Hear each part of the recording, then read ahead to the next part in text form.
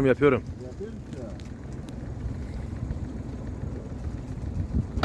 Az önce Yusuf abinin şeyi yemi parçalamış abi gerçekten ama ya.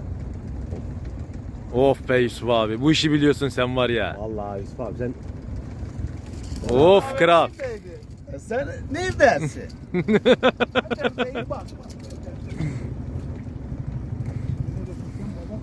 buraya at dedin. Evet.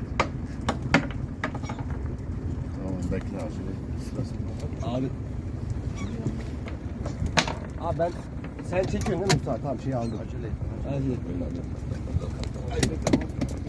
Sen ne yapıyorsun ya? Sen bu işi biliyorsun baba. Geliyor çek. Kalkan oynama. Çek.